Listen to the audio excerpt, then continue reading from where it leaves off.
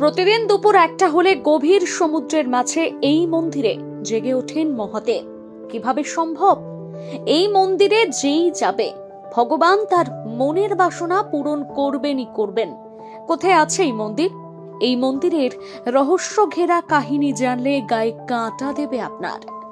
আশ্চর্য ভারতে কত কিছুই না ঘটে, এত আশ্চর্য হয়তো সারা বিশ্বেও কোথাও নেই, কিন্তু সেই সমস্ত আশ্চর্য ঘটনা অনেকেরই অজানা।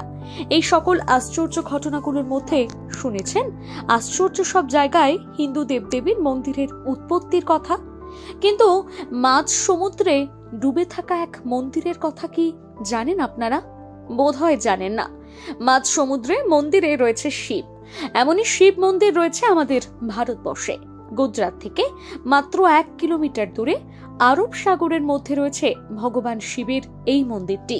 স্থানীয়ভাবে এই মন্দিরটি নিষ্কলঙ্ক মন্দির নামে পরিচিত। লোকমুখে কথিত আছে যে এই মন্দিরে শিবের কাছে নাকি যা চাওয়া হয় তাই পাওয়া যায়। ফলে প্রত্যাশার আশায় ভিড় বাড়ছে দিনের পর দিন বাবার দরবারে। মন্দিরটির চারিদিকে শুধু সমুদ্র আর সমুদ্র। এর ঠিক মাঝখানে একটুখানি জমির ওপর তৈরি হয়েছে এই মন্দির, কিন্তু সমুদ্রের মাঝখানে হওয়ায় পুণ্যার্থীরা সবসময় এই মন্দিরে চাইলেই যেতে পারেন না। ভগবান শিবের দর্শন করতে হলে দুপুর 1টা থেকে রাত 10টার মধ্যেই আসতে হয়, কারণ অন্য সময় জলের তলায় থাকে স্বয়ং মহাদেব। কোনো এক আশ্চর্য কারণে দুপুর 1টা থেকে রাত 10টা পর্যন্ত প্রবেশ পথে সমুদ্রের জল আসে না, আর তখনই সেই মন্দিরে পায়ে হেঁটে প্রবেশ করতে পারেন, পুজো দিতে পারেন দর্শনার্থীরা। জোয়ারের সময় মন্দিরটি আবার জলের তলায় চলে যায়। জলে ডুবে থাকা অবস্থায় শুধুমাত্র মন্দিরের 20 ফুট লম্বা পাথরের তৈরি থামটির ওপরের অংশ এবং মন্দিরের ধ্বজাটি দেখা যায়।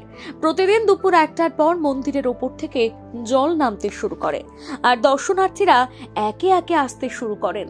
এই মন্দিরকে ঘিরে লোকমুখে অনেক ইতিহাস রয়েছে। যেমন কেউ বলেন বাবা নাকি এখানে কাউকে খালি হাতে ফেরায় না, আবার কেউ বলেন বাবার দেখা পাওয়া নাকি এখানে সৌভাগ্যের ব্যাপার। যাই হোক, লোকমুখে প্রচলিত এই মন্দিরটি নাকি পাণ্ডবদের সময় তৈরি হয়েছিল, যদিও এ নিয়ে অনেক ভিন্ন মত আছে। কথিত আছে মহাভারতে কুরুক্ষেত্রের যুদ্ধের পর কৌরব এবং অন্যান্যদের হত্যা করার পাপ ধুতে এখানে পুজো দেন পঞ্চপাণ্ডব। ভাদ্র মাসের পূর্ণিমায় এখানে পুজো দিতে মানুষের আগমন হয় বহু। অনেকে আবার মৃত আত্মীয় স্বজনের অস্থি বিসর্জন করতে আসেন এই মন্দিরে।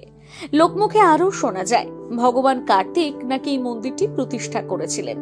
তারকাসুরকে হত্যা করার পর ভগবান কার্তিকের মনে নাকি অনুশোচনা তৈরি হয়েছিল, আর নিজের অনুশোচনা দূর করতে তিনি বেছে নেন পিতা শিবের আরাধনার পথ, আর তারপরই তিনি এই মন্দিরটি তৈরি করেন। এই মন্দিরটি বিশেষত হলো কেবল ভাটার সময় মন্দিরের শিবলিঙ্গটি দেখা যায়, আর জোয়ারের সময় তা বিলুপ্ত হয়ে যায়। আর তাই জন্যই এই মন্দিরটিকে বলা হয় মহাদেবের অদৃশ্য মন্দির। এই মন্দির দেখতে হলে আপনাকে যেতে হবে গুজরাতের ভাবনগর জেলার আরব সাগরের তীরে কলিয়ক গ্রামে। এখানে সমুদ্রের মধ্যে 1.5 কিলোমিটার গেলে তবে দেখা পাওয়া যায় এই মন্দির। আর হ্যাঁ, অদ্ভুত এই শিব মন্দিরের নাম নিষ্কলঙ্ক মহাদেব মন্দির।